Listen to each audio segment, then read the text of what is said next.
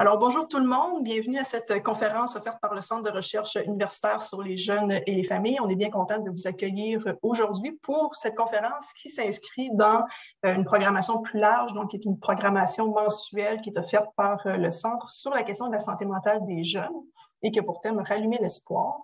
Alors, aujourd'hui, ce qu'on vous propose comme activité, c'est une activité d'1h30 qui va être divisée en 3 blocs. Donc, on a 3 blocs de 30 minutes. Chacun des blocs va avoir d'abord une présentation d'une vingtaine de minutes sur une pratique, un programme qu'on a choisi de vous présenter aujourd'hui. Et ensuite, vous aurez une dizaine de minutes pour poser vos questions à nos invités. Alors, évidemment, en 30 minutes, pour chacune des pratiques qu'on vous présente, c'est extrêmement rapide. Donc, le but, c'est pas qu'à la fin de l'activité, vous soyez complètement outillés pour implanter ce genre de pratique-là dans vos milieux. Ce qu'on voulait permettre de faire, en fait, c'était vous donner l'occasion d'entendre parler, de vous éclairer sur ces pratiques-là, vous informer, qui sont 3 pratiques qu'au CRUGEF, on trouvait très inspirantes, très innovantes et qu'on avait envie, finalement, d'inviter les invités pour qu'ils vous en parlent aujourd'hui. Puis, essayer de peut-être alimenter les réflexions de votre côté sur qu'est-ce qui serait possible ou non d'implanter auprès de vos jeunes dans vos différents milieux, puis vous encourager à aller chercher peut-être plus d'informations directement auprès de nos invités pour ces pratiques-là. Alors, sans plus tarder, je ne veux pas enlever trop de temps à nos invités parce qu'on a des choses très intéressantes à nous partager aujourd'hui. Donc, je vous présente notre première invitée qui est Mme Virginie Gargano. Alors, maintenant professeure et chercheuse à l'Université Laval, Virginie Gargano détient plus de 18 ans d'expérience en intervention en contexte de nature et d'aventure. Entre l'enseignement et la recherche, elle donne des formations à des médecins, des psychologues et des travailleurs sociaux pour intégrer la nature et l'aventure dans leurs pratiques professionnelles. Au fil des ans, elle a été responsable de la création et de l'exécution de nombreuses expéditions de plein air à visée éducative et thérapeutique, ce qui lui a permis de devenir une figure de proue dans son domaine. Elle est également coprésidente du International Adventure Therapy Committee ainsi que du Canadian Adventure Therapy Committee. Alors, Madame Gargano, la parole est à vous. OK, donc bonjour tout le monde. Merci d'être là avec nous aujourd'hui. Ça me fait vraiment plaisir de venir présenter sur l'intervention en contexte de nature et d'aventure. Donc, je vais essayer de ne pas trop m'enfarger dans la nomenclature et les études, mais en fait, moi, l'idée à travers cette présentation, c'était de brosser un portrait assez large de ce que c'est l'intervention en contexte de nature et d'aventure, les effets qui sont répertoriés dans la littérature et comment, en fait, par quels moyens tout ça s'opère. OK? Parce que ce que je comprends, c'est qu'on a un public de praticiens. Certains d'entre vous, certaines, ont fait peut-être quelques recherches ici et là ou sont peut-être détenteurs de maîtrise ou de doctorat. Donc, c'est vraiment dans cette idée-là, très large, que j'ai développé la présentation d'aujourd'hui. Donc, il ne faut pas trop que je pèse à plein de places. OK, super. Donc, je vais débuter.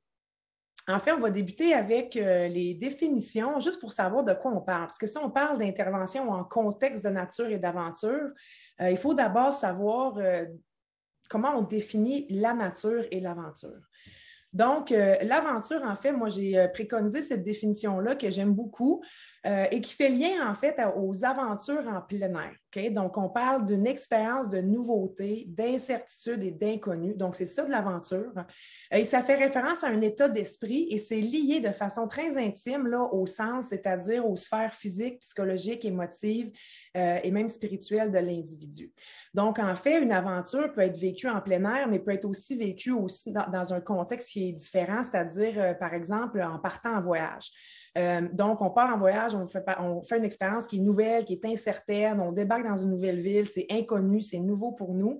Et selon comment on va se sentir, c'est ce qui va faire en sorte que l'expérience va être favorable ou non. Donc, je réserve mon billet d'avion, je réserve mon hôtel, je suis toute excitée, je m'en vais faire une aventure, puis là, la veille, boum, tout d'un coup, ça ne me tente plus.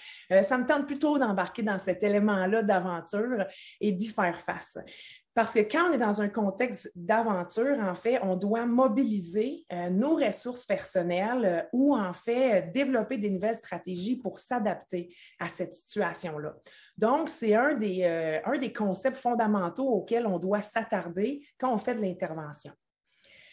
L'autre concept central, c'est la nature. Il y a évidemment, plusieurs définitions en fait aujourd'hui pour faire référence à la nature, pardon. Mais moi, j'ai choisi celle de Kaplan et Kaplan, qui date du début des années 90, mais je l'aime parce que c'est une définition qui est très inclusive. Et en fait, pour ces deux psychologues-là, la nature fait référence à plusieurs endroits et ne se limite pas seulement aux endroits vastes, inhabités. Tu sais, souvent, quand on entend nature, on entend quelque chose de sauvage où il n'y a personne qui a passé. Mais dans la définition de Kaplan et Kaplan, on va inclure aussi les parcs, les espaces verts, les endroits où les plantes grandissent. Et en fait, pourquoi je l'aime et pourquoi je l'ai choisi, c'est pour mettre en perspective auprès des personnes comme vous qui êtes intervenants, de dire, bien, quand je parle d'intervention en contexte de nature, ça ne veut pas nécessairement dire d'être toujours en milieu isolé. Okay? Donc, le fait d'être dans un parc, le fait d'avoir de la végétation autour de soi, si moi, ça réfère à un lieu que j'ai expérimenté, que je définis comme étant la nature, eh bien, en soi, c'en est. Donc, c'est pour ça que j'apprécie particulièrement cette définition-là. Et pour les auteurs aussi, c'est une notion qui est difficile à définir. Parce que pour moi, peut-être qu'être en nature, c'est être en région isolée, dans un endroit inhabité où j'ai accès à de la faune, à de la flore, puis je ne verrai jamais un autre humain. Mais pour mon oncle qui s'en va sur ses terres, chasser à l'automne avec son 4 roues, lui est en nature quand il fait ça, et ça, c'est bien correct aussi. Donc, cette idée d'inclusion-là est très importante pour moi. Donc, maintenant qu'on sait ce que c'est l'aventure, ce que c'est la nature, qu'est-ce que l'intervention en contexte de nature et d'aventure?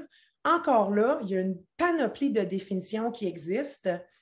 Et moi, j'en ai développé une, en fait à travers mon doctorat en travail social.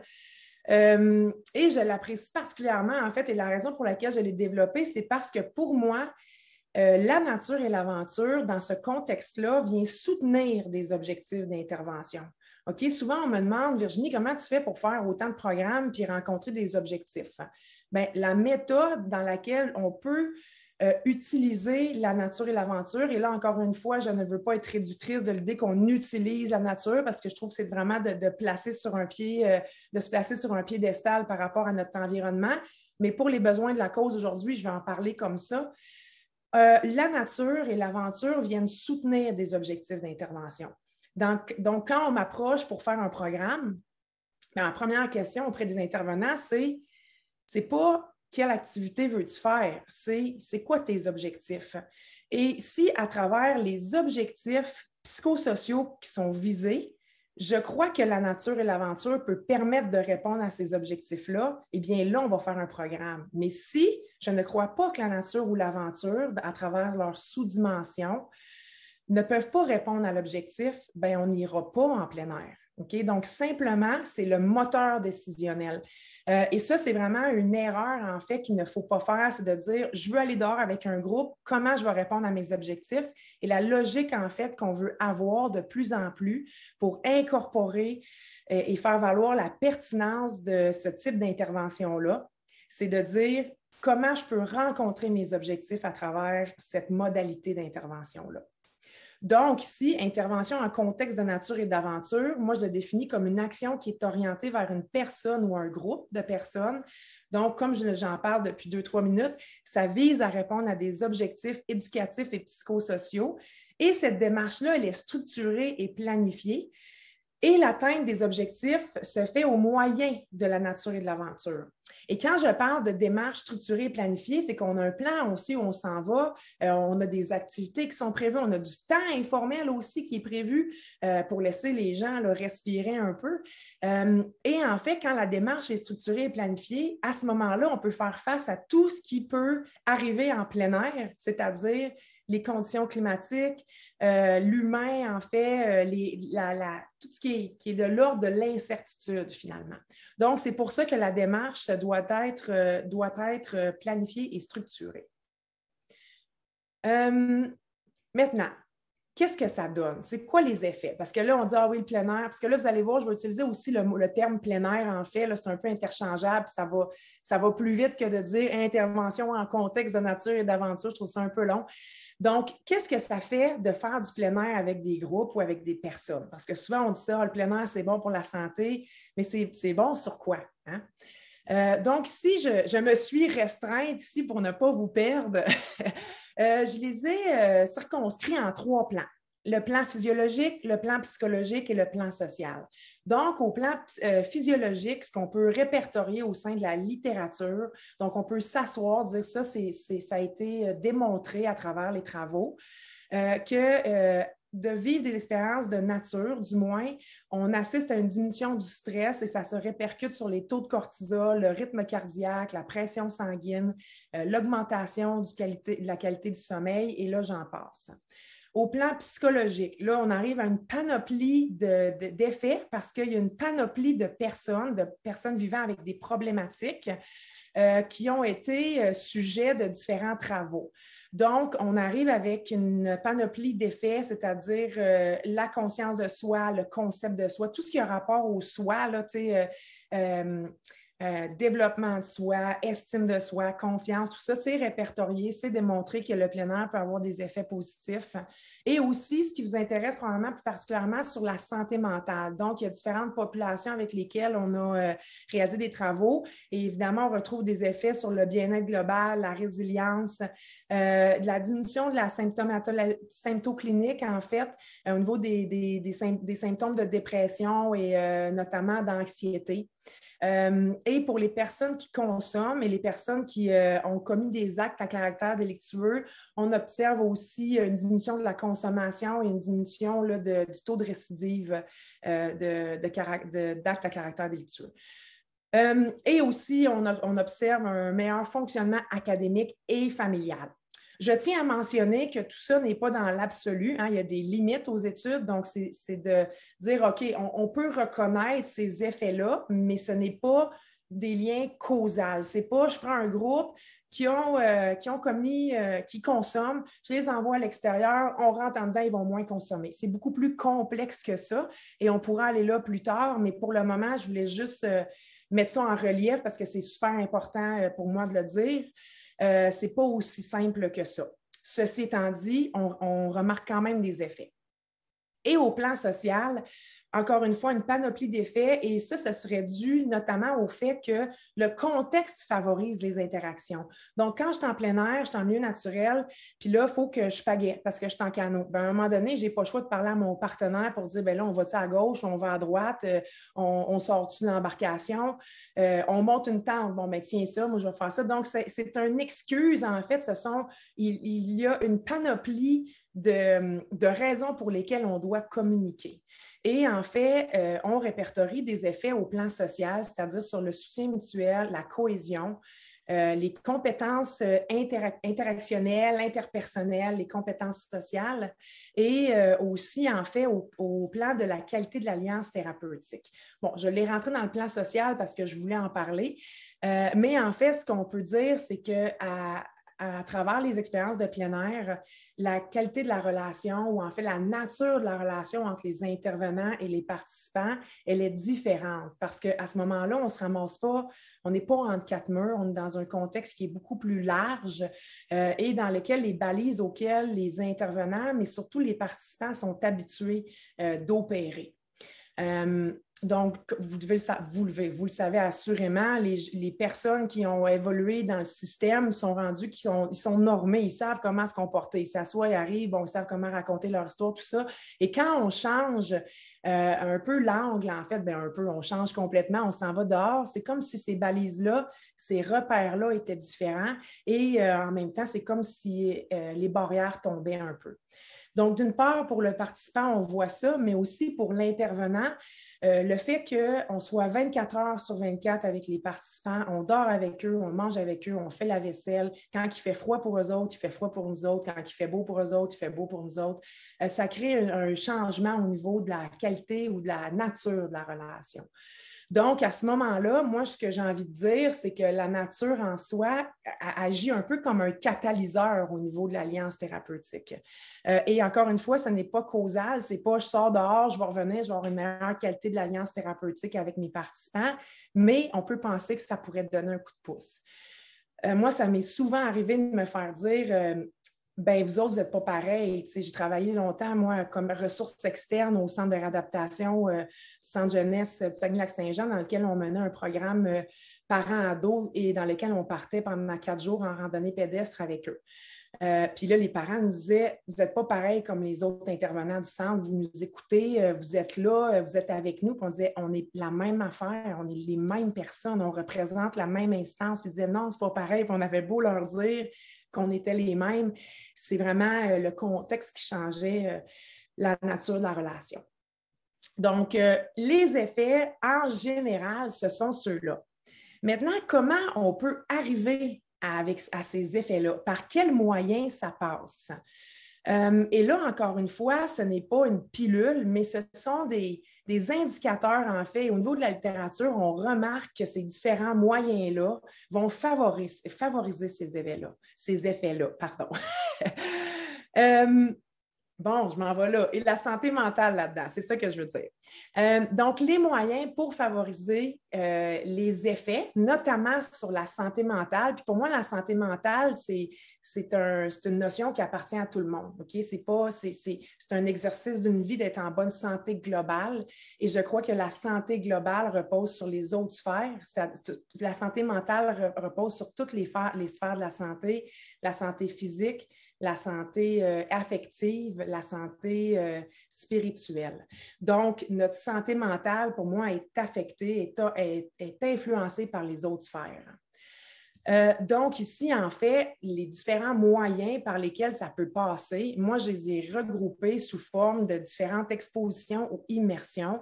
Et quand vous voyez la catégorisation, on part d'exposition passive jusqu'à immersion globale. Et en dessous, on voit la nature qui est dès le départ à l'exposition passive jusqu'à l'immersion globale.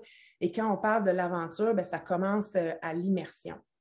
Et ce que ça veut dire, ça, OK? Donc, ce que ça veut dire au plan terrain, c'est qu'on a répertorié dans les expositions passives des effets. Là, je ne pourrais pas les lier nécessairement parce que je manque un peu de temps, mais il y a des travaux, en fait, qui ont été publiés à cet effet-là. Donc, les expositions passives, ça fait référence à quoi? Ça fait référence à la lumière naturelle et qui passe à travers les fenêtres et la présence de paysages qu'on voit à travers les fenêtres. Donc, il y a deux grandes catégories de travaux qui ont été effectués, c'est-à-dire l'exposition virtuelle. Donc, on sait que déjà d'exposer des personnes virtuellement à des paysages de nature versus des paysages, en fait, des milieux urbains, on va voir des effets au niveau de la restauration cognitive, au niveau de la relaxation. Et c'est la même chose au niveau des fenêtres. Il y a des études qui ont été, qui ont été réalisées dans différents contextes, notamment les contextes où le stress est très élevé, donc les milieux hospitaliers, les milieux carcéraux et les milieux professionnels dans lesquels on observe le fait que d'avoir une fenêtre avec la vue sur un paysage naturel va avoir une incidence sur les taux de consommation d'opiacés après une hospitalisation et ou en milieu carcéral, la diminution de fréquentation de l'infirmerie par les détenus. Donc, pourquoi je parle de ça? C'est parce que je crois que la nature et l'aventure, selon les possibilités qu'on a, peuvent s'appliquer à différents escients. Donc, si, par exemple, je travaille avec des personnes qui sont en mobilité réduite, puis pour qui c'est impossible d'aller en nature, bien déjà de savoir que d'avoir la présence d'imagerie virtuelle peut créer un bénéfice, mais déjà, je m'approche un peu des bénéfices qui sont induits par les expositions passives. Les expositions quasi-passives font référence à la présence de plantes. Donc là, on est un petit peu plus dans le milieu, mais on est encore en exposition. Donc, je regarde, je ne suis pas active dans l'environnement. Donc, on fait référence à la présence de plantes, à l'horticulture, donc tout ce qui est jardinage, que ce soit supervisé ou dans des pratiques personnelles. et au lien avec les animaux. Moi, j'ai écrit un article là-dessus. Je n'ai pas incorporé la présence ou le lien à l'animal ou les interventions assistées par l'animal, mais pour moi, ça fait vraiment partie de ça parce que la faune fait aussi partie de notre santé globale. Donc, les expositions passives font référence à ces expositions-là et aussi juste le fait d'aller, par exemple, s'asseoir dans un parc et regarder l'environnement induirait aussi des effets au plan physiologique. Donc, en tout cas, j'espère que je ne vous perds pas trop puis que c'est encore assez de terrain.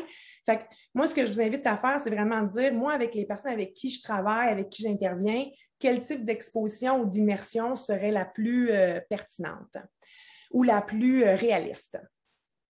Et en ce qui a trait aux immersions, en fait, on va parler en fait de 3 types d'immersions. Et là, en fait, c'est lié à l'endroit où on habite, c'est-à-dire le couvert végétal ou la densité végétale qui entoure mon environnement, ma maison, okay, mon quartier. Et aussi l'activité physique à faible intensité. Donc, aller prendre des marches dans les parcs semi-urbains, sur le bord de l'eau, on remarque déjà des effets à la fois au plan physiologique, psychologique et au plan social, parce que ce qu'on sait, c'est que les personnes qui adoptent toujours le même trajet en plein air sont susceptibles de rencontrer des personnes qui connaissent et d'établir des liens sociaux. Et le 3e élément de cette immersion-là, qui fait encore le lien avec l'activité physique à faible intensité, ce sont les activités d'aventure. Et là, on change d'intensité. Donc, ça peut être de la marche rapide, ça peut être en fait de la randonnée pédestre, du kayak de rivière, le surf, le ski. Donc là, on est plus immergé avec l'élément. Et là, rentre la composition d'aventure. Et finalement, pour moi, l'immersion globale, c'est quand on incorpore des nuitées, c'est-à-dire qu'on part en expédition avec des groupes. Et là, les effets sont, en fait, sont pas décuplés, mais on remarque aussi qu'il y a des effets. Et ces effets-là font référence à la fois aux expositions parce que je peux regarder mon environnement de façon passive, mais je suis aussi immergée dans l'environnement et ce, pendant plusieurs journées consécutives. Donc, ici, maintenant, parce que je n'ai pas beaucoup de temps, je vais fermer là-dessus. Comment je peux intégrer tout ce que je viens de dire là à la pratique de l'intervention en santé mentale? La première chose, c'est de reconnaître les limites de la modalité. Donc, je donne un exemple. En fait, la nature et l'aventure n'induit pas l'arrêt de consommation. OK? Fait que ça m'est souvent arrivé, moi, de me faire demander hey, moi, je suis avec des jeunes qui ont des troubles de toxico, on va-tu en plein air pour qu'ils arrêtent de consommer? Mauvaise idée, OK? Si tu n'as pas déjà reconnu que tu as un problème de consommation, si tu n'es pas capable de te retenir de consommer pendant 3, 4, 5 jours, ça n'ira pas bien là, sur le terrain. C'est sûr qu'il n'y a personne qui va avoir de fun, surtout pas la personne qui est en sevrage. Maintenant, si tu me dis, bien, ces personnes-là, ils ont reconnu qu'il y avait une problématique, ils ont arrêté de consommer, ils sont capables de ne pas consommer pendant 4-5 jours, mais j'aimerais ça qu'ils découvrent des activités positives puis avoir des amis différents de ceux qui ont de consommation. Là, on est à bonne place. Là, je vais te dire, OK, oui, là, c'est pertinent de partir en plein air avec ces gens-là. Donc, l'idée, c'est de reconnaître les limites pour ne pas mettre les personnes en danger parce que je l'ai nommé au début, oui, c'est le fun de vivre une aventure, mais si tu n'es pas prêt à être déstabilisé puis à vivre quelque chose qui va te demander de déployer tes ressources internes, ça va être paniquant et ça, c'est normal. Donc, c'est le travail de l'intervenant de s'assurer des capacités des personnes pour partir en plein air avec eux. Miser sur les possibilités plutôt que les défis. Donc, moi, je ne peux pas partir avec ma gang, ils font tout de la fibromyalgie, c'est bien trop tough partir en expédition. C'est sûr, mais par exemple, ils peuvent jardiner. OK? Donc, c'est de voir comment je peux miser sur les potentialités ou le potentiel du plein air versus ce que je ne suis pas capable de faire. Et j'ai écrit en adéquation avec les besoins des personnes parce que ce n'est pas tout qui nous parle. OK? Moi, tu me dis, Virginie, demain, je t'embarque dans un programme de jardinage, c'est sûr que tu me stresses. OK? C'est sûr que ça ne me tente pas, c'est sûr que je n'ai aucun intérêt. Donc, il faut quand même faire attention aux affinités que les personnes ont avec la nature et l'aventure. J'ai quasiment terminé là, pour 30 secondes là, au bénéfice de la personne qui va mener la discussion. Et en fait, deux solutions que moi je propose pour intégrer les connaissances du plein air à la pratique, c'est de travailler en collaboration avec des personnes qui sont formées en plein air. Donc, moi, j'y crois beaucoup là, au travail d'équipe. Donc, ça, c'est une des avenues à favoriser, c'est de dire, bien, moi, je suis spécialisée en santé mentale sur telle problématique. Toi, tu es spécialisé en plein air. Comment on peut contribuer ensemble au bénéfice des personnes? Et débuter par des projets qui sont à la hauteur de nos compétences. Donc, ce n'est pas obligé d'être des 20 jours en commençant. Ça peut être des demi-journées, des journées. Ah, on essaie de une nuitée, on fait une nuit. Ah, ça a bien été, on fait 2 nuits. Donc, ce seraient les orientations là, que je donnerais dans une présentation là, d'initiation. Donc, je vous remercie. Je pense qu'on peut passer à la période de questions. Est-ce que j'arrête mon partage d'écran, Mme Fournier? Oui, on peut l'arrêter puis passer aux questions. Donc, premièrement, merci beaucoup. On a une première question ici qui est quel jeune ou est-ce qu'il y a des caractéristiques individuelles qui fait que la personne va mieux répondre à ce type d'intervention-là? Et au contraire, est-ce qu'il y a certains types de personnes qui vont moins bien répondre? C'est vraiment une très bonne question. Il n'y a pas de contre-indication dans la littérature. Puis moi, ce n'est pas ça que j'ai observé parce que j'ai travaillé avec plusieurs personnes avec des besoins différents, là, si on veut. Il n'y a pas de contre-indication, mais il faut vraiment miser sur les capacités des personnes et travailler à partir d'une zone d'apprentissage qu'ils sont capables de gérer. Donc, je prends un exemple, partir avec des personnes qui ont un profil anxieux, bien moi, je commencerais, si je ne connais pas assez bien la modalité de nature et d'aventure, mais que je connais très bien les traits d'anxiété, bien, je commencerais avec quelque chose de petit pour aller tester les limites de ces personnes-là sans les dépasser. Donc, une avant-midi pour voir comment les gens répondent.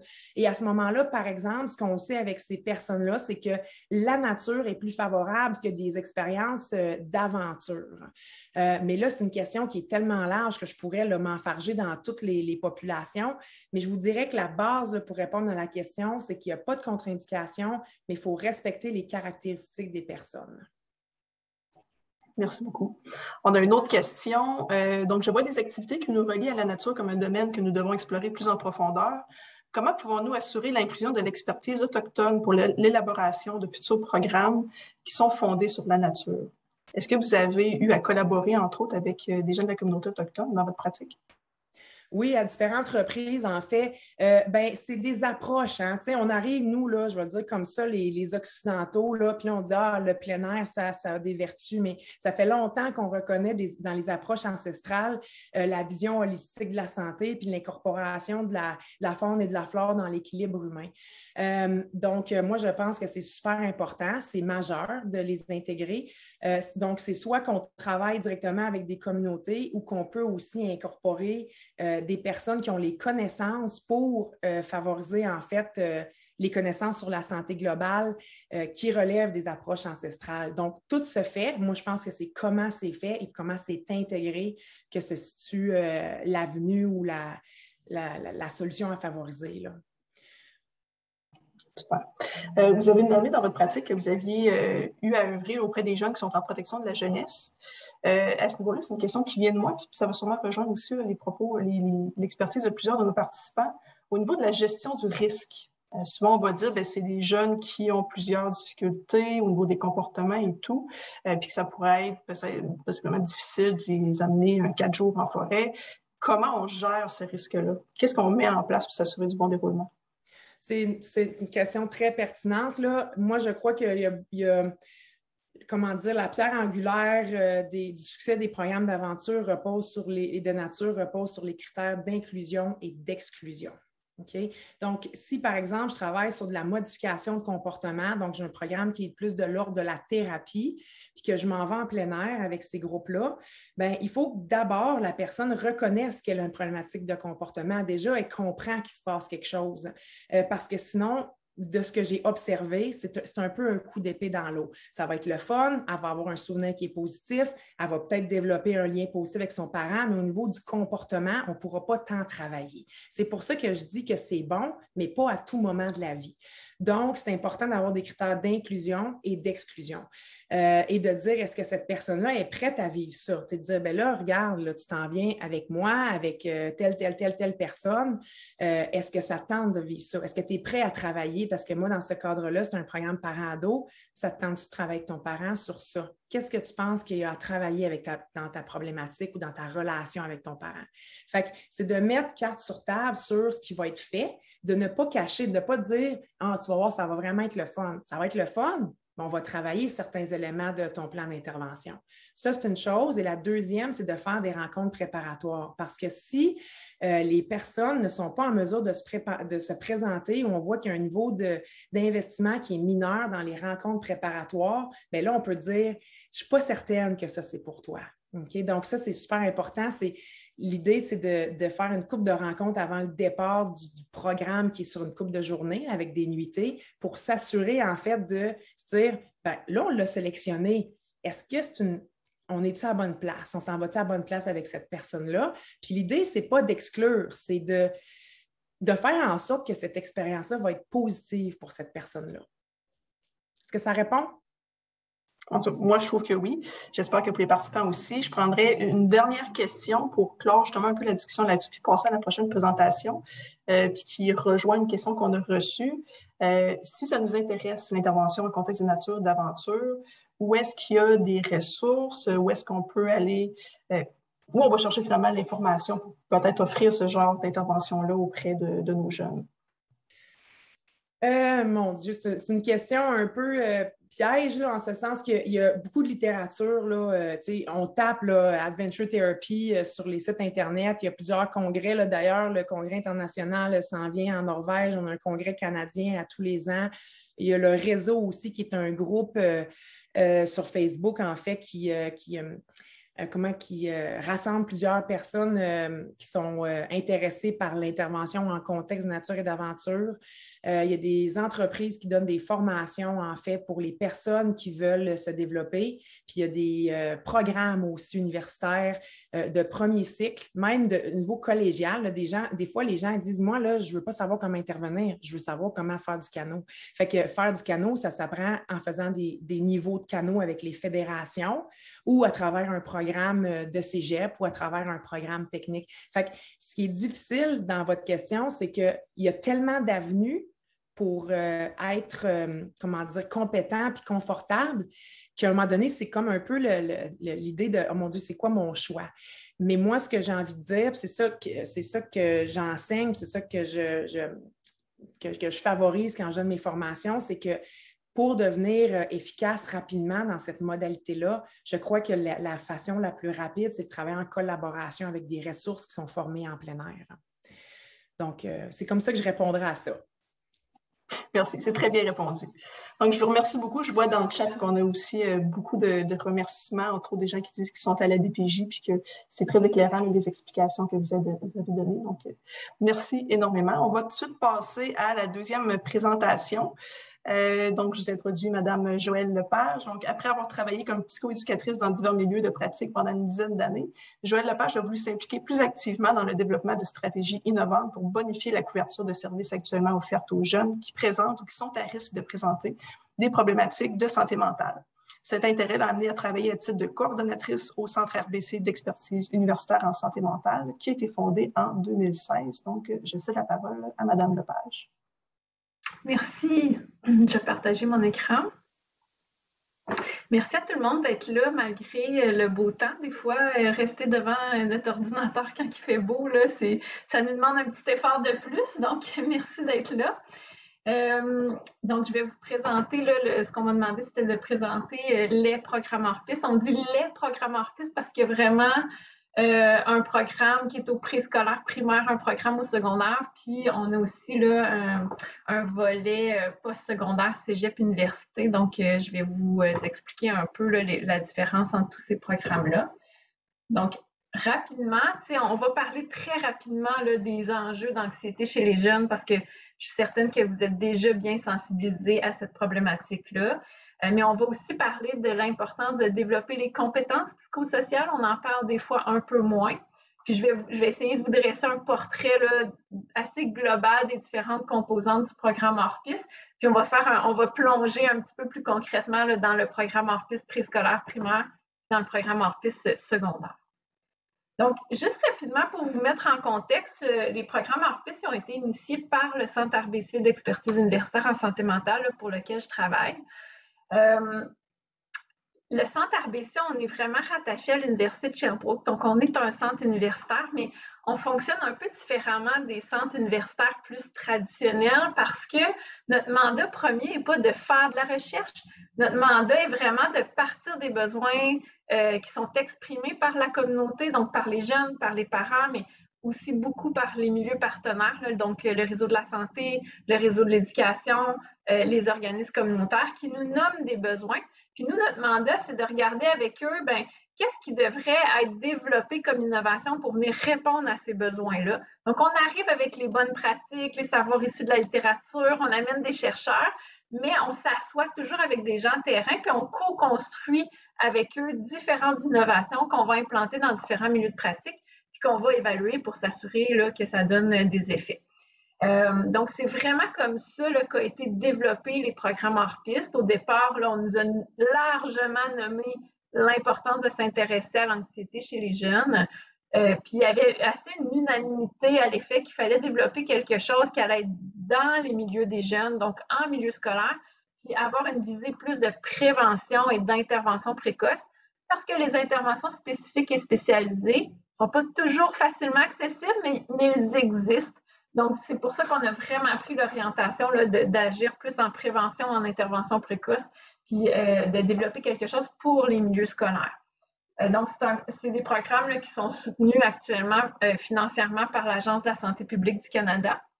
Donc, on a eu une première phase de 4 ans, puis on vient d'être financé là, pour un autre 4 ans pour le développement du programme, l'évaluation du programme, puis la mise à l'échelle. Mais au niveau de la mise à l'échelle du programme puis du déploiement, c'est un programme qui est vraiment soutenu par le ministère de la Santé et des Services sociaux, qui ont mis en place une équipe d'accompagnement. Je vais vous expliquer tantôt l'accompagnement qu'on offre aux écoles, mais c'est vraiment une équipe qui est dédiée à l'accompagnement des écoles dans l'implantation du programme, donc à travers le Québec.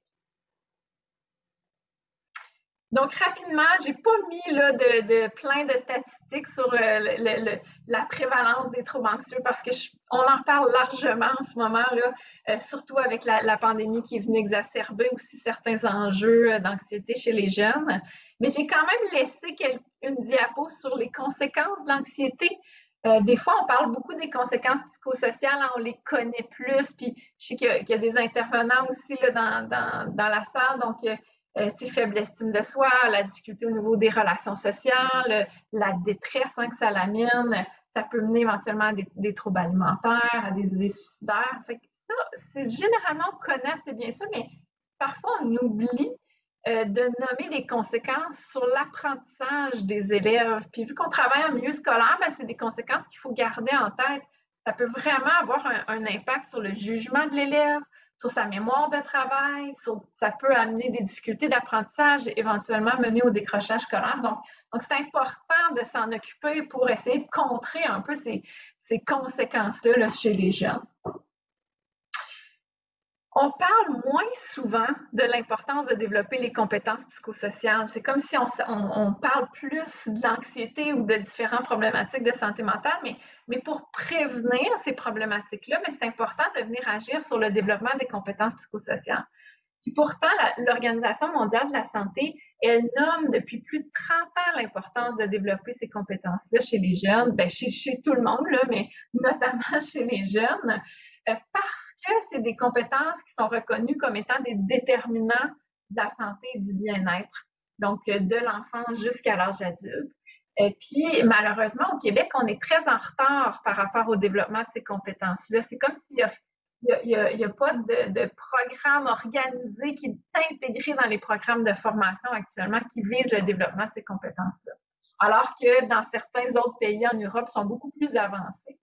Mais dernièrement, là, dans les dernières années, le Conseil supérieur de l'éducation a remis à l'avant-plan l'importance de développer ces compétences-là chez les jeunes.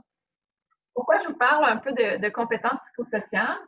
C'est que le modèle d'action du programme hors-piste, c'est que oui, on vise la prévention des troubles anxieux, Mais pour ça, vu qu'on agit en prévention universelle et en intervention précoce, bien, on veut venir soutenir le développement des compétences psychosociales. Donc, je vais vous les nommer, les compétences qu'on vise, mais c'est beaucoup plus large que juste apprendre à gérer notre stress et notre anxiété. Il faut venir travailler tout le développement des outils que les jeunes vont avoir besoin pour faire face aux événements de vie. Et vu qu'on agit sur le développement des compétences un peu plus globales, on vient prévenir les troubles anxieux, mais on agit aussi sur le développement de d'autres problématiques d'adaptation. Problématiques, entre autres, de dépendance ou de dépression, etc.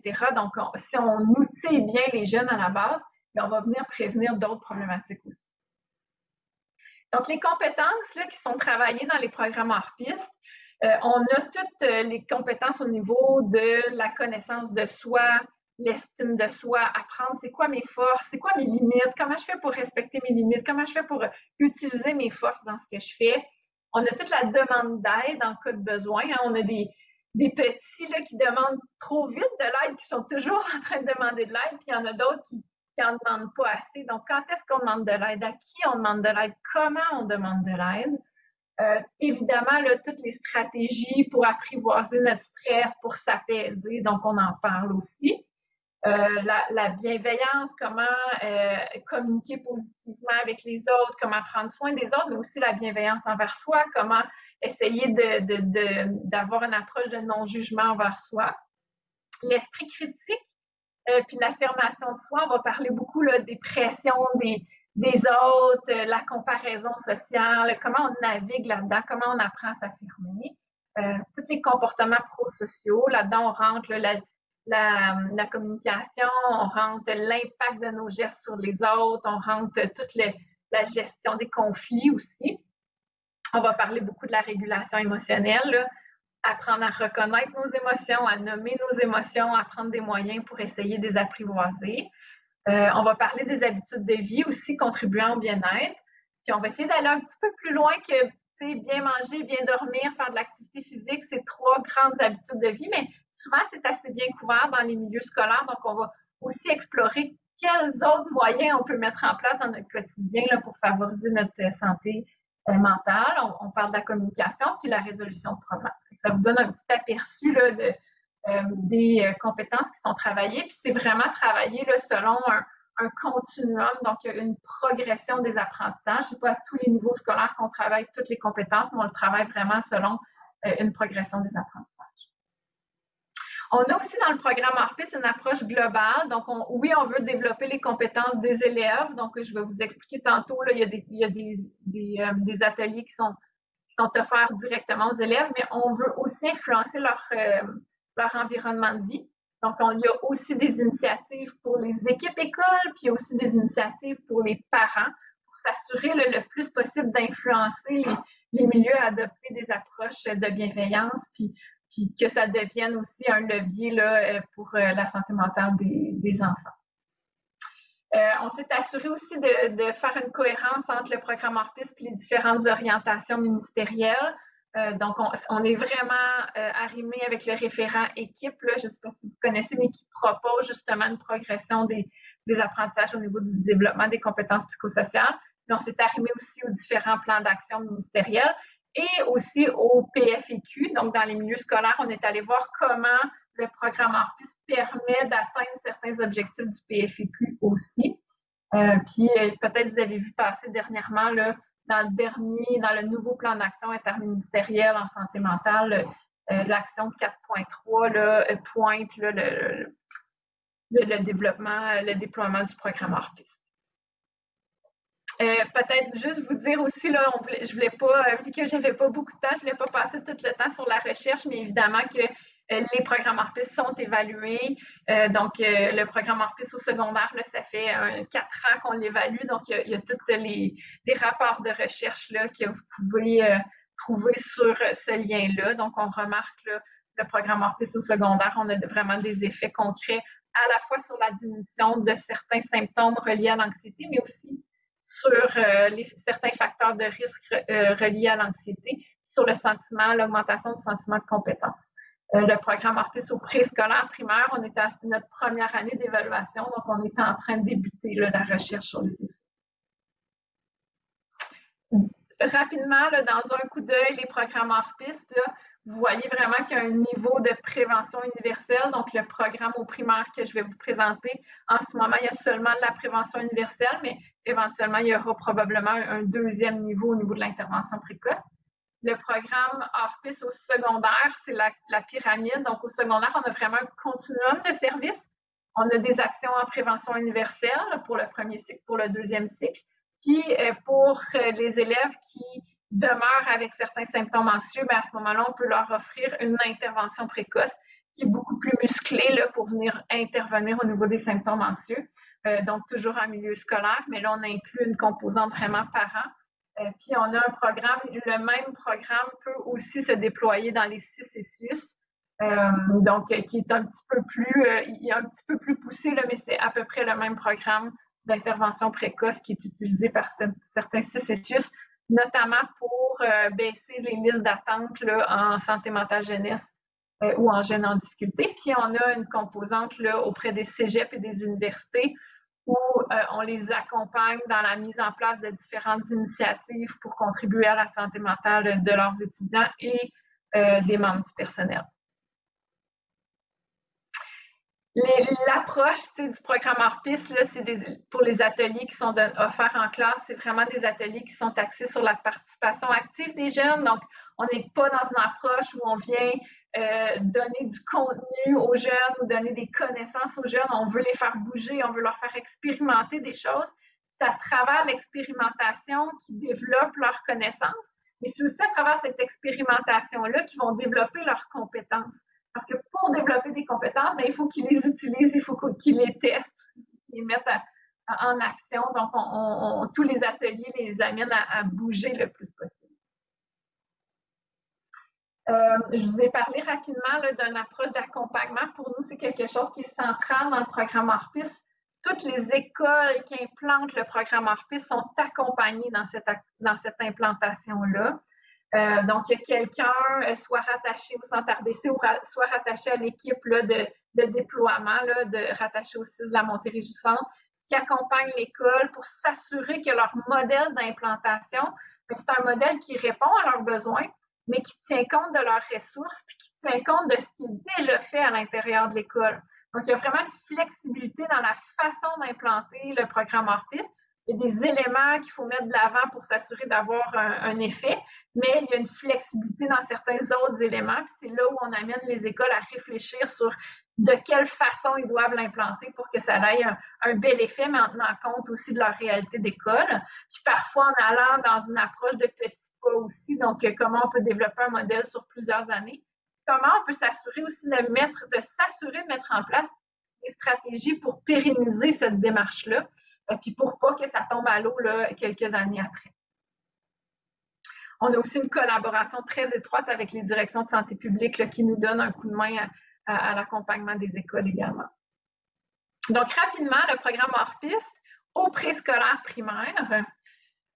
Donc, c'est des ateliers là, pour le volet vraiment élèves. On a des ateliers qui sont développés de la maternelle 4 ans jusqu'à la 6e année. Il y a 5 ateliers développés par niveau scolaire. Des ateliers d'environ une quarantaine de minutes qui sont animés en classe soit par les enseignants, soit par des intervenants scolaires. Donc là, c'est vraiment des choix d'école. Puis on a quelques autres aussi activités complémentaires, outils sur le passage primaire-secondaire. Puis pour chacune des ateliers, ben, c'est vraiment le plus clé en main possible. Donc, il y a une fiche d'animation, il y a des fiches imprimées pour les élèves, un diaporama d'animation, on a des affiches pour les classes aussi, un guide de réinvestissement pour les personnes enseignantes. Donc, il y a différents matériels là, pour essayer qu'il y ait le moins de choses possibles à développer, mais que ce soit le plus clé en main possible. Je vous ai mis un petit exemple d'atelier là, dans la présentation.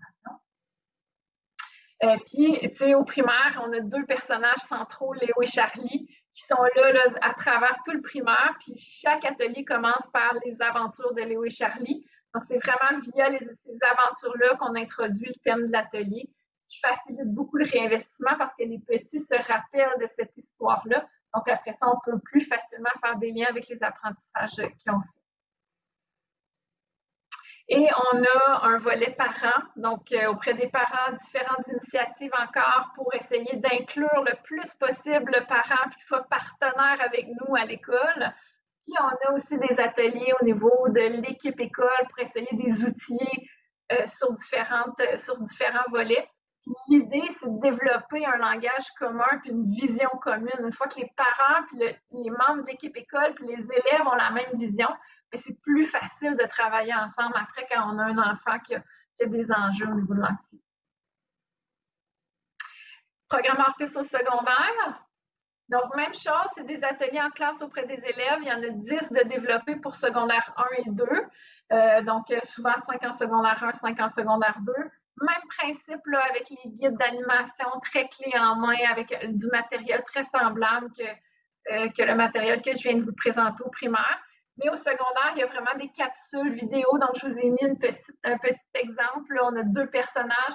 C'est via des capsules vidéo qu'on passe un petit peu la théorie au début du programme, puis qu'on reprend à la fin les différentes stratégies aussi sous forme d'une petite capsule vidéo. Puis entre ça, les animateurs animent un atelier très actif pour les mettre en mouvement puis qui expérimentent un peu ce qu'on leur a montré. Là. Donc, je vous laisse les thèmes. Là, je passe rapidement parce qu'on a peu de temps, mais je vous laisse les thèmes des 10 ateliers aussi en secondaire 1, en secondaire 2. Mais parfois, ça varie. Là, on peut aussi faire du secondaire 1 en secondaire 2. C'est un peu interchangeable au niveau des niveaux, mais il y a 10 ateliers pour le premier cycle de développer.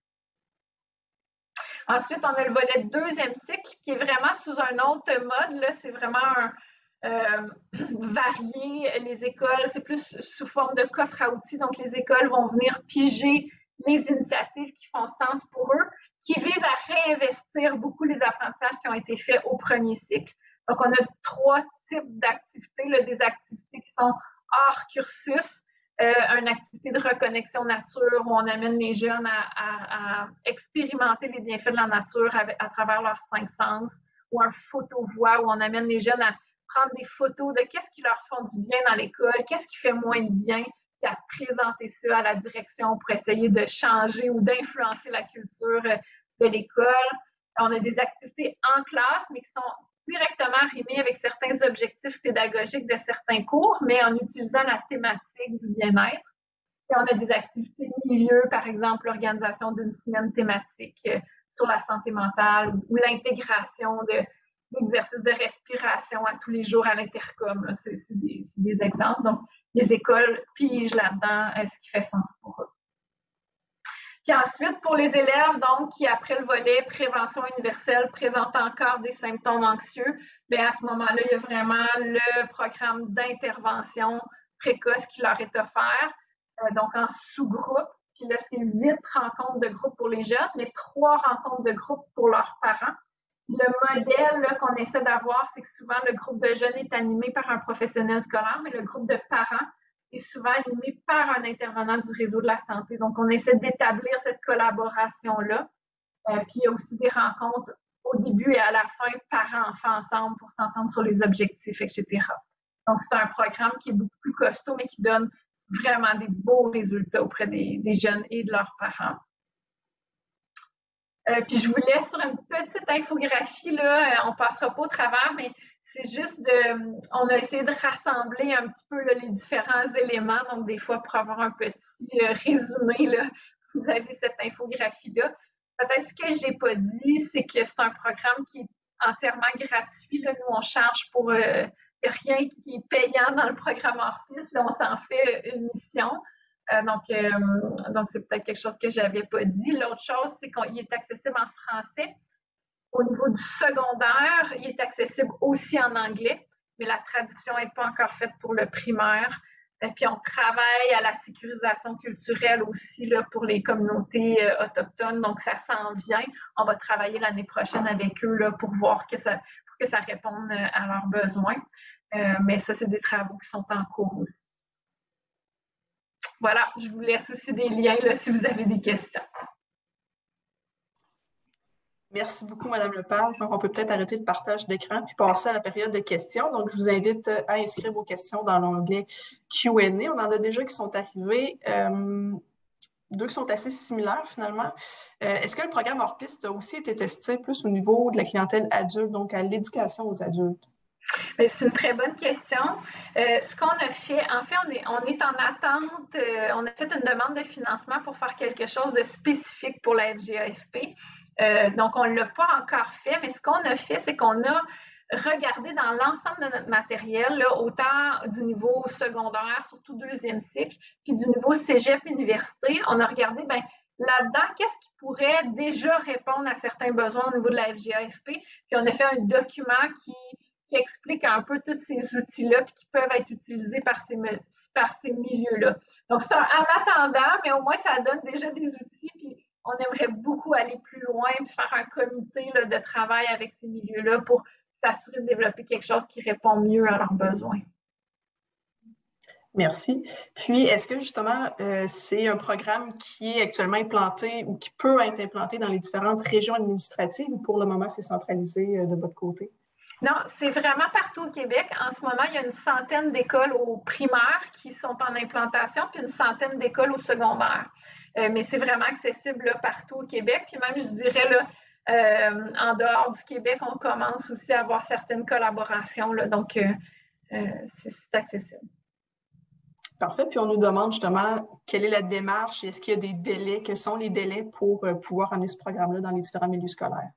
Il n'y a pas de délai. Je vous ai mis là, dans la présentation, quand j'ai présenté la pyramide, là, en dessous, il y a un petit lien vers notre site web hors piste. Puis sur le site web hors piste, vous allez retrouver vraiment toute l'information.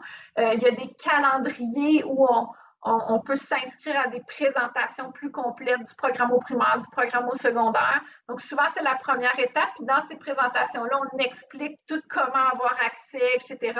Parce qu'une fois qu'on a eu cette présentation-là, ben là, on explique quoi faire dans l'école pour après ça être accompagné par quelqu'un dans l'implantation.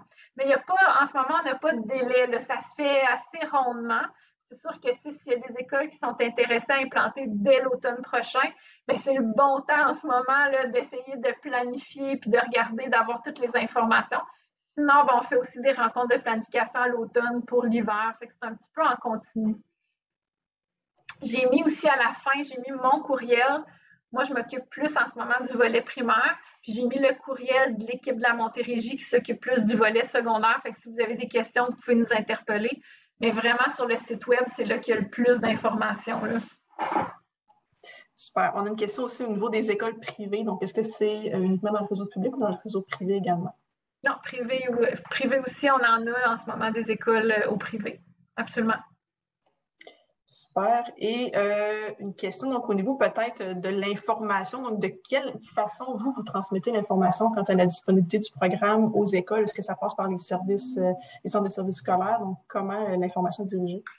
C'est très à géométrie variable d'une région à l'autre. Fait que parfois, on fait des présentations au centre de services scolaires parce qu'ils nous invitent à faire une présentation. Parfois, c'est via la direction de santé publique. Là, on travaille très, très étroitement avec la santé publique.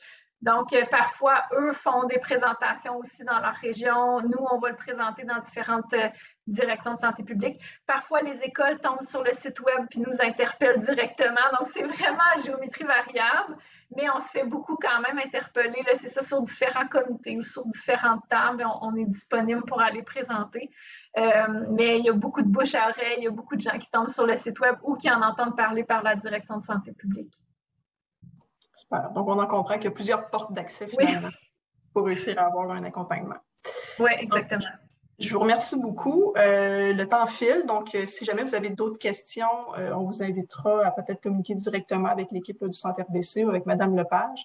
Puis comme je l'ai nommé au début de la présentation, au début de la conférence, vous allez recevoir par courriel dans les prochains jours l'enregistrement de la conférence, les documents PowerPoint. Donc, vous allez avoir toutes les coordonnées de nos conférencières d'aujourd'hui.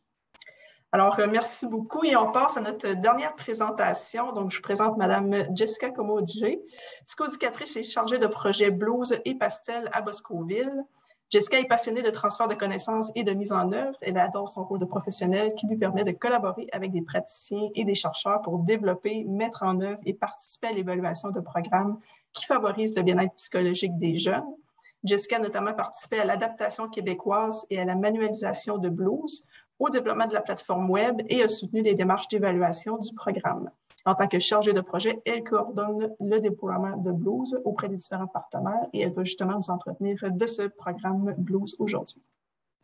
Bonjour, merci de cet espace pour discuter de ce programme qui nous tient tant à cœur. Donc, c'était super intéressant, puis je pense que ça va faire sens aussi avec ce qui a été présenté par Joël et Virginie, si je peux me permettre. Donc, oui, le programme Blues, tout à fait. Donc, un programme pour contrer la dépression chez les jeunes, principalement au secondaire. C'est pourquoi il a été développé. J'en profite tout de suite pour présenter les auteurs. Donc, c'est un programme à la base qui était américain. Donc, Paul Roddy, Eric Stiss et leur équipe de l'Oregon, de l'Institut de recherche de l'Oregon, et par la suite, l'équipe de Frédéric N. Brière de l'École de psychoéducation de l'Université de Montréal. Donc, voilà. Je vais prendre quelques minutes pour présenter l'organisation pour laquelle je travaille, parce qu'on a une mission particulière qui est très similaire et complémentaire à celles qui ont été présentées du CRUGEF et du Centre d'expertise aussi. Donc, ce qu'on fait, c'est qu'en fait, en collaboration avec les milieux universitaires et avec les acteurs qui travaillent directement auprès des jeunes, donc les praticiens, on contribue à l'amélioration des pratiques de prévention et d'intervention en mettant en place des stratégies, des programmes efficaces qui sont innovants, mais aussi basés sur les données probantes. Donc, on a une mission provinciale et puis divers programmes. Si vous êtes intéressés, là, il y en a plusieurs qui sont très bien présentés sur le site boscoville.ca. Donc, notre mission couvre à la fois les CPF familles, le milieu scolaire du primaire jusqu'au post-secondaire, mais aussi les 6 CIUS. Voilà. Et puis, je prends l'exemple de Blues pour vous présenter notre façon de travailler. En fait, on va toujours se baser sur une évaluation des besoins. Dans ce cas-ci, Blues, c'est une demande de centre de services scolaires qui mentionnait une augmentation, observer une augmentation de la détresse psychologique chez les jeunes. Il manquait de moyens, de solutions pour y faire face. Donc, de là démarre le processus, tout ça, l'adaptation du programme Blues au Québec. En collaboration toujours avec une équipe de recherche, nous allons élaborer ce programme-là. Dans ce cas-ci, Blues, les ateliers existaient, ont été traduits, donc le contenu du programme, mais tout ce qui est mis en œuvre, l'accompagnement, la formation, tout ça a été élaboré aussi, bonifié, même la façon de présenter les contenus aux jeunes. Est-ce qu'on s'assure que c'est facile d'appropriation aussi pour les animateurs? Puis, on le fait vraiment de façon itérative. Donc là, je bouge mes mains, mais ça va être vraiment des allers-retours entre l'équipe de praticiens. Dans ce cas-ci, on avait un comité recherche pratique composé de développeurs de Boscoville, de psychologues, psychoéducateurs, conseillers pédagogiques du Centre de services de la Pointe-de-l'Île et bien sûr des chercheurs qui évaluaient aussi les effets du programme au Québec de l'École de psychoéducation. Donc, on va travailler comme ça avec eux, puis principalement les praticiens qui l'expérimentaient à l'époque, il y a quelques années, nous disaient ça nous prend un outil, par exemple, pour rejoindre les parents, comment on présente ça aux professeurs, comment on présente ça aux jeunes dans la classe, est-ce qu'on a besoin d'une affiche, on a besoin d'un outil pour planifier la mise en œuvre. Donc, on va vraiment élaborer ça puis s'assurer que ce soit ajusté au milieu. Donc, ça, c'est pas mal ce qui a été dit aussi dans ma présentation, là, notre expertise. Par la suite, on offre aussi, comme ma collègue, la personne qui a présenté avant moi, le mentionnait, on va toujours être présent, nous aussi, en accompagnement. Donc, on va former les milieux qui sont intéressés, mais on va être présent aussi par la suite pour bien sûr s'assurer justement que ces conditions de mise en œuvre-là sont présentes, puis qu'on s'assure aussi qu'il y a une pérennité dans la mise en œuvre d'un programme comme Blues. Donc, c'est ça qu'on fait. Et puis, Blues, entre autres, est un bel exemple puisqu'il est déployé maintenant dans 74 milieux dans 11 régions du Québec. Vous voyez qu'il y a divers types de milieux différents. Il a été conçu principalement à la base pour les écoles secondaires, mais on a eu des demandes de divers milieux, CIUS entre autres, et on est actuellement à faire des pilotes dans des CLSC entre autres et des milieux hospitaliers, centres de réadaptation, pour voir s'il y a des choses à adapter dans la mise en œuvre, évidemment, pour éventuellement répondre à cette demande-là en 2023-2024. Donc, principalement les écoles secondaires, et on commence aussi à déployer dans les cégeps dans toute la province, grâce aussi à une évaluation que je vais vous présenter dans quelques minutes. Blues a été, c'est ça qui est intéressant avec une intervention comme ça, parce qu'on sait à quel point votre temps, vos ressources sont précieuses et parfois limitées en niveau justement de disponibilité. Donc, quand on utilise une intervention comme Blues, on veut s'assurer qu'il y a des effets, que ça fonctionne, tout ça. Puis ce programme-là a été à maintes reprises évalué dans sa version américaine, mais aussi québécoise. Et on sait que quand on met en place une intervention comme Blues auprès des élèves ciblés, ça réduit jusqu'à 8 fois le risque de dépression clinique majeure sur une période de 6 mois, donc où on avait le post-test, et que même dans des conditions optimales, ça entraîne des bénéfices qui peuvent persister jusqu'à sur une période de 2 ans. Donc, par condition optimale, on entend justement est-ce que j'ai sélectionné les bons jeunes, l'animation est de qualité, etc. Est-ce qu'on a les ressources, le temps pour bien le faire? Donc, ça permet aussi ça peut permettre aussi de réduire les symptômes dépressifs, mais aussi d'améliorer le fonctionnement social et la réduction de consommation problématique de substances qui est malheureusement souvent comorbide aussi à la dépression. Comme je l'ai mentionné, ça a été évalué aussi par une autre équipe de recherche au Cégep régional de Lanaudière à Joliette, une évaluation en 3 temps de façon avec groupe contrôle. Et puis, toutes les études sont disponibles aussi. Je vais passer rapidement là-dessus.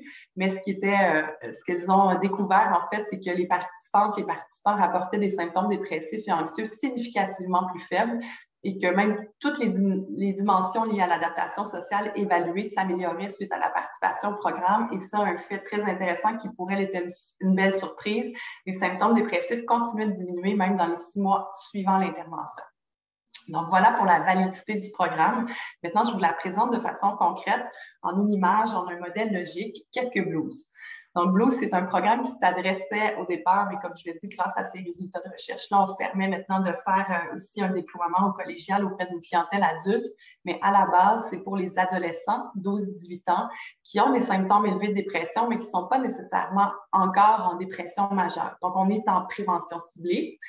On s'adresse, en fait, la structure du programme, c'est une intervention de groupe. Donc, on peut réunir jusqu'à 12 jeunes autour d'une même table et on leur offre, quand je dis on, je exclus la personne qui parle, bien sûr, ce sont les intervenants, psychoéducateurs, TES, psychologues en milieu scolaire, la plupart du temps, qui animent ces ateliers-là. Donc, ils vont animer 6 ateliers d'une durée d'1 heure. Souvent, pendant les cours, c'est plus facile au niveau de la rétention puis pour éviter l'absentéisme des jeunes. Ça va être animé par 2 animateurs, idéalement, parce que ça permet vraiment, avec surtout un groupe de cette taille-là, de permettre à un des 2 intervenants de se concentrer sur le contenu, pendant que l'autre se concentre sur le climat de groupe, puis aussi de faire des interventions individuelles au besoin. Donc, ces ateliers-là vont servir vraiment à faire de l'enseignement de stratégies cognitivo-comportementales. Et puis, en plus des ateliers, les jeunes qui participent vont avoir des exercices quotidiens à la maison. C'est des devoirs cognitivo-comportementaux, mais on n'appelle pas ça des devoirs, de façon quotidienne, en quelques minutes, sur le Blues Web, donc la plateforme qui fait partie du programme, pour pratiquer les stratégies apprises en atelier. Donc, c'est un programme assez court, mais qui démontre des effets très intéressants. Les composantes, donc je l'ai dit, c'est de la cognitivo-comportementale, donc assez classique. La première composante abordée, c'est modifier mes pensées. C'est comme ça que c'est présenté aux jeunes, beaucoup par de l'auto-observation. On va leur enseigner 3 stratégies pour transformer leurs pensées négatives, souvent envahissantes, omniprésentes chez les jeunes qui sont fortement déprimés, en pensées plus positives, plus réalistes et plus aidantes. On va aussi, je vais revenir là-dessus tout à l'heure de façon un peu plus concrète, on les invite aussi à modifier leurs actions en se réengageant graduellement dans des activités plaisantes, normatives, physiques, donc ce qu'on appelle l'activation comportementale. Et on les invite aussi, grâce à d'autres stratégies, à élargir leur répertoire de comportements pour gérer leurs difficultés, parce que ces jeunes-là ont parfois un répertoire limité. C'est ce qu'on appelle la flexibilité de coping ou la résolution de problèmes. Ça va être fait par de brefs enseignements magistraux, beaucoup de pratiques en groupe, les fameux exercices à la maison sur le Blues Web et aussi très important, un retour sur ces exercices-là va être fait en début de chacun des ateliers parce qu'on veut vraiment que le jeune sente qu'il est lu, que c'est intéressant et important qu'il le fasse. Tout ça dans le but d'atteindre les objectifs mentionnés et aussi atteints comme présentés dans la recherche à droite. Je passe aussi rapidement sur la prévalence. J'attire votre attention sur le 20 des symptômes. 20 des élèves auraient des symptômes élevés de dépression si on prenait une photo d'une école secondaire, par exemple, selon des statistiques canadiennes et québécoises. Donc, c'est une prévalence élevée, mais on sait que depuis la pandémie, ces chiffres-là ont même augmenté encore beaucoup. Malheureusement, il y a plusieurs, ça a été largement couvert aussi dans dans la conférence d'ouverture du CRUGEF. Donc, je passe rapidement, mais on sait que c'est important. Puis, on sait aussi que ça a des répercussions sur plusieurs sphères de leur vie, dont la réussite à l'école. Donc, il faut intervenir là-dessus. On s'inscrit, nous, seulement au 2e niveau. Donc, c'est vraiment une intervention ciblée de groupe. S'il y a d'autres interventions universelles dans l'école, comme par exemple Orpis, des initiatives de la Fondation Jeunes en Tête, on va vraiment aller dépister pour blues grâce à un questionnaire d'évaluation, d'auto-évaluation des symptômes dépressifs, les jeunes à risque, pour les regrouper, leur offrir cette intervention-là de façon rapide, efficace. Éviter aussi qu'on ait une pyramide inversée parce que là, je fais un clin d'œil aux gens qui travaillent, les praticiens qui travaillent directement en milieu scolaire. On fait souvent énormément d'interventions individualisées de gestion de crise, tout ça. Donc, en solidifiant notre pyramide à la base, puis avec de l'intervention ciblée de 2e niveau, on réduit la souffrance chez les jeunes, la cristallisation des symptômes, mais aussi, ça permet aussi à moyen terme de respecter davantage notre temps, notre disponibilité, nos ressources aussi psychosociales dans une école. Donc, voilà, c'est dit. Sinon, Blues, c'est aussi une trousse clé en main. Donc, comme je l'ai mentionné, ça a été développé vraiment de façon très concrète et avec des praticiens, donc vraiment pour répondre aux besoins. Il y a une trousse papier, mais il y a aussi une trousse en ligne, c'est-à-dire que le Blues Web, c'est pas seulement pour les jeunes, c'est aussi pour les intervenants qui l'utilisent. Donc, tout ce que je décris là, qui est reproductible, se retrouve aussi en PDF interactif. Ça peut paraître un détail, mais dans le fonctionnement, le quotidien, encore une fois, d'un intervenant, c'est important d'avoir accès à des outils rapidement. Donc, que ce soit pour la mise en œuvre dans le premier onglet, si j'ai à planifier cette mise en œuvre-là, j'ai besoin d'un outil de planification, il est disponible, j'ai besoin d'une affiche pour faire la promotion du programme, d'une grille d'auto-évaluation de mon animation avec mon collègue, tout est disponible aussi. Le fameux Blues Web, je vais revenir aussi. Et le guide d'animation, on s'est assuré aussi de le simplifier et de faire en sorte qu'il puisse être utilisé comme que je puisse animer avec le guide entre les mains puis que je me l'approprie rapidement, encore une fois, toujours dans un souci de respecter votre temps, puis c'est ça, en milieu scolaire. Et puis, le cahier du participant, c'est vraiment un outil que le jeune utilise pendant les ateliers. En plus du Blues Web, ça, c'est ce qu'il va faire à la maison. J'espère que je n'ai pas oublié de partager avec ça. On va faire un test après. Les stratégies de façon plus concrète, il y en a 3 pour l'axe cognitif. Quelle est l'alternative? Donc, ce qu'on vise avec celle-là, c'est vraiment apprendre aux jeunes à orienter leur attention vers une perception plus positive, plus réaliste d'une situation, parce que souvent, comme je le disais, ils ont des pensées négatives, envahissantes, tout ça. Donc, on se base vraiment sur cette prémisse-là, l'approche cognitivo-comportementale, pour insister là-dessus, puis leur apprendre de façon autonome à s'outiller pour faire face à ces pensées-là, puis les transformer en pensées plus aidantes. Quelle est la preuve? Vise à aller chercher, est-ce qu'il y a vraiment une preuve objective à cette pensée envahissante négative, là, que personne m'aime, que je suis seule au monde, que j'y arriverai jamais, donc on va tenter d'objectiver, puis souvent de contredire cette pensée-là, et puis de diminuer du moins cette pensée-là. Et la 3e, et si c'était vrai, advenant que ma pensée est plutôt réaliste, par exemple, mon ami est fâché après moi ou je vais couler mon examen de maths, c'est possible, mais de relativiser l'importance de la pensée, éviter de prendre conscience que ruminer ne m'aide pas et aller tranquillement vers des stratégies de résolution de problèmes. Donc, je démarre le son. Dites-moi si vous l'entendez. Ben, dites-moi. L'activité qui m'a le plus aidée, c'est vraiment le triangle ou le si c'était vrai. Parce que j'exagérais toujours la réalité. Puis ben là, avec le si c'était vrai, ben là, ça pouvait me permettre de comme m'arrêter, regarder la situation, puis vraiment, genre, penser à voir si genre, ça allait vraiment arriver. Ça dédramatisait. Donc, vous l'avez entendu, c'est une adolescente qui a participé au programme Blues et qui a gentiment accepté de témoigner. Je trouve qu'elle l'a décrit de façon très concrète, très bien, ce qu'elle a apprécié dans le programme et ce que ça l'a aidé, comment ça l'a aidé aussi. Par la suite, on arrive avec l'autre axe, modifier mes actions. Donc, ça fait faire le lien aussi avec les présentations avant, l'importance de se réengager de façon graduelle dans des activités plaisantes, normatives. Et là, on va inviter les jeunes à faire une liste, en fait, en atelier d'activités, mais dans plusieurs sphères de leur vie, donc sociale, physique, de détente, etc. Et de comment on la réintroduit de façon graduelle, c'est en les invitant à faire une activité la première semaine, en augmentant le rythme les semaines suivantes, mais aussi en notant sur toujours sur leur plateforme web, Blues Web. Donc, à chaque fois qu'ils en font une, donc un effet aussi motivant à voir le nombre augmenter et le nombre d'activités, c'est ça, se compiler. J'en ai pas parlé non plus, ça n'a pas été évalué de façon quantitative, si je peux dire, par la recherche, mais l'effet groupe est souvent mentionné comme étant très positif et très important par les gens qui le mettent, en fait, les jeunes qui rapportent aux gens qui mettent en œuvre le programme, aux animateurs, animatrices, le fait de sentir que c'est normalisant aussi, que je suis pas la seule ou le seul à vivre, à vivre avec ces difficultés-là, des pensées négatives, par exemple, ou à m'isoler. Et puis, donc, c'est normalisant, puis c'est aussi motivant pour eux. Dans ce type d'activité-là, par exemple, c'est ce qu'ils rapportent. Donc, le fait de savoir que les autres le font aussi, que ça leur fait du bien, qu'on échange là-dessus. Même si ce n'est pas un programme de thérapie de groupe, c'est un programme d'enseignement de stratégie, mais l'effet groupe est quand même présent. Arrêter de tourner en rond. Donc là, on est vraiment dans la flexibilité de coping, c'est-à-dire élargir mon répertoire de comportements pour gérer mes difficultés. Souvent, la même difficulté, une difficulté qui est fréquente, récurrente, que je gère toujours de la même façon, ça ne fonctionne pas, je reproduis ce comportement-là.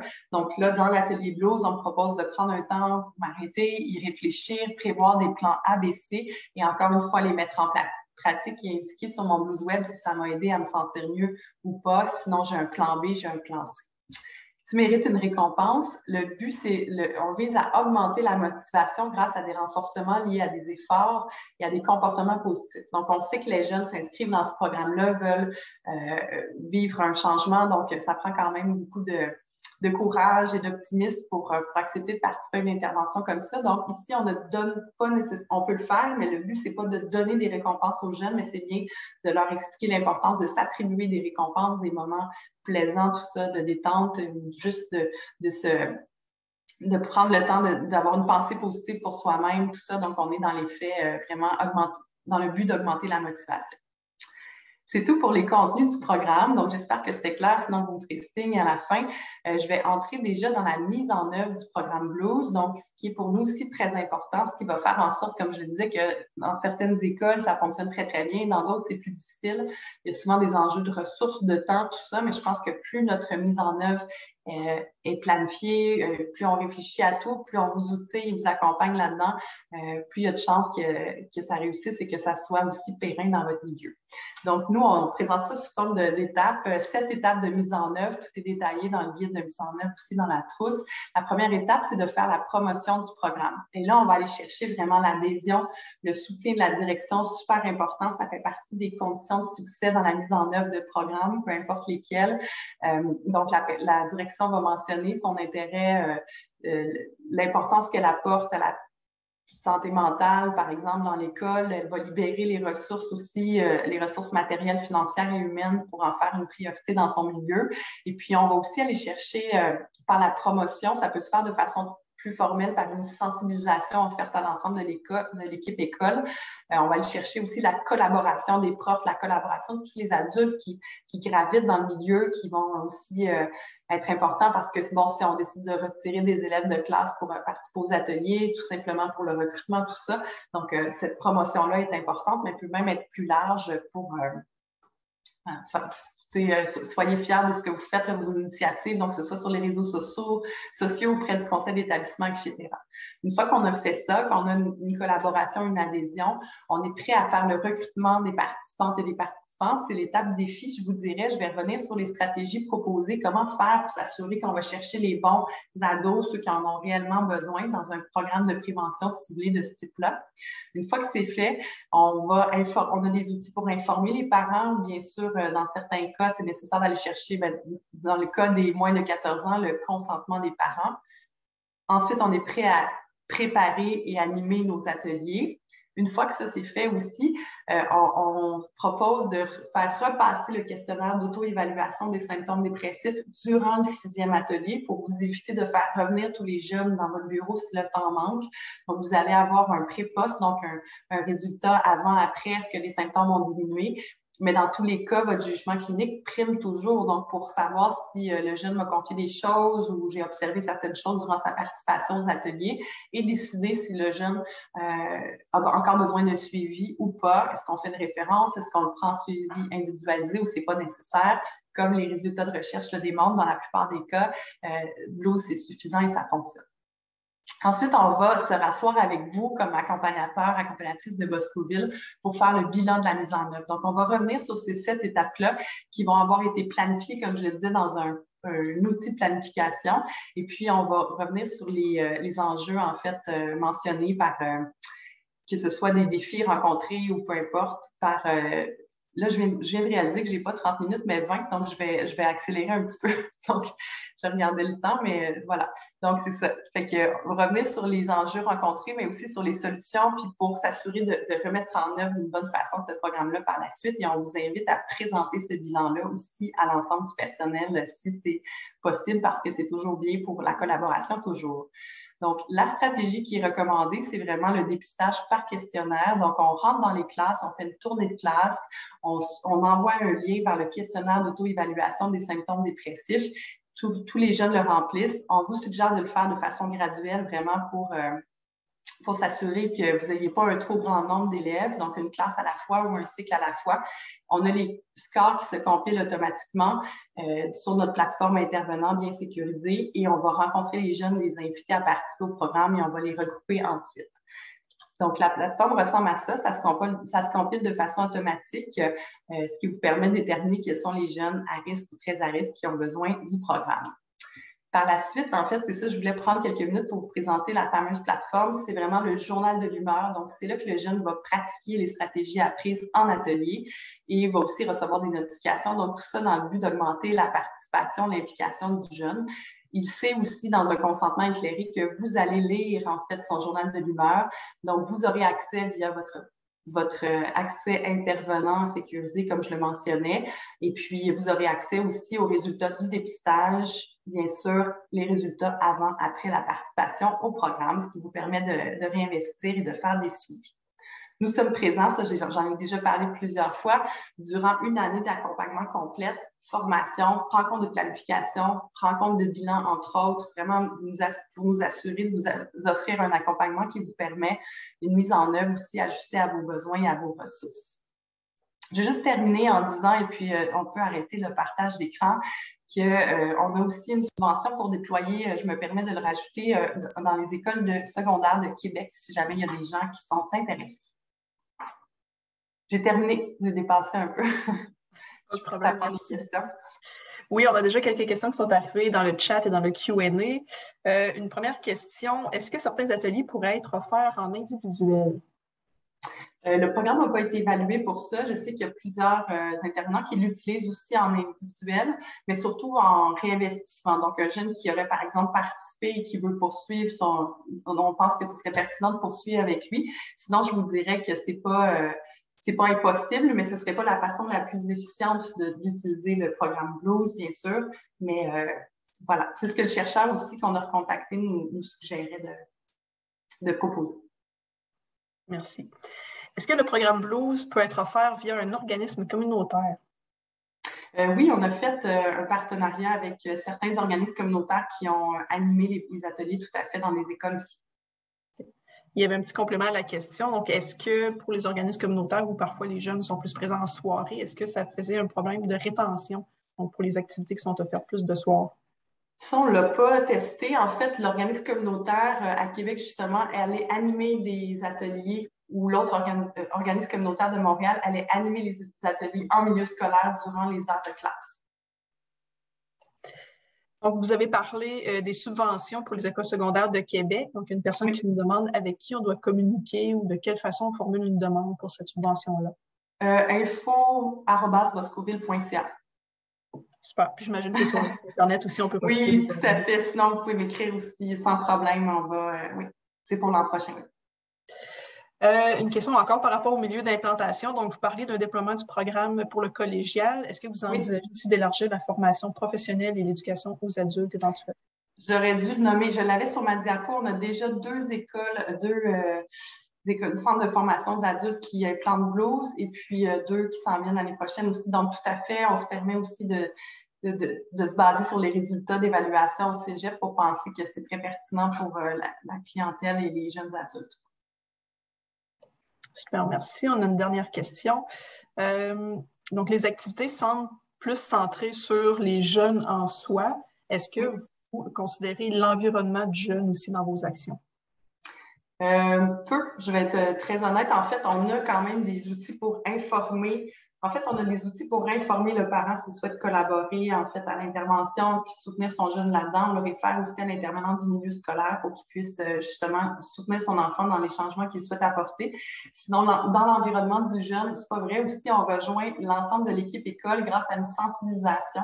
Nous, on a monté un plan de sensibilisation avec un soutien visuel, un PowerPoint, qui est fourni au milieu qui implante le programme. Donc, c'est une sensibilisation plus formelle de 60 minutes qui vise vraiment à expliquer aux enseignants, l'équipe école, bon, c'est quoi la dépression, les stats, la prévalence aussi. On touche les mythes sur la santé mentale et on vise même à leur enseigner, si je peux dire, les sensibiliser à des attitudes à adopter et éviter. Quand j'ai un élève dans ma classe qui a des symptômes élevés de dépression. Donc, c'est de la façon qu'on rejoint l'environnement du jeune, mais ça reste un programme de prévention ciblé, donc qui a été volontairement aussi raccourci, toujours dans un but d'efficacité aussi, qu'on puisse rejoindre le plus grand nombre, donc qui est assez léger. Merci. Donc, on a beaucoup de questions qui sont plus au niveau de la clientèle avec qui on pourrait l'implanter ou non, que ce soit les 6e années, secondaires, adultes. À ce moment-là, je pense que je référerais les gens directement vers votre site web qui puisse avoir les coordonnées puis vous poser les questions directement pour des milieux qui sont un peu plus spécifiques, peut-être pour l'implantation. Tout à fait, ça me fait plaisir. Super. Donc, on n'a pas d'autres questions. On est dans les temps. Je vous remercie vraiment énormément. C'était super intéressant. Comme je le répète encore, donc de visiter notre site web pour aller voir les prochaines activités qui sont prévues pour le mois scientifique. On en a une mardi prochain pour soutenir les jeunes qui ont des parents qui sont atteints d'un trouble de santé mentale. Donc, je pense que ça va être une activité très intéressante également avec des outils cliniques et le témoignage aussi d'une jeune qui vit avec un parent atteint d'un trouble de santé mentale. Donc, sinon, on termine avec les merci beaucoup. Donc, il y a beaucoup de merci dans le chat. Je pense que c'est un merci, ça a été apprécié par tout le monde. Donc, je vous souhaite à tous et à toutes une belle fin de journée. Bye bye.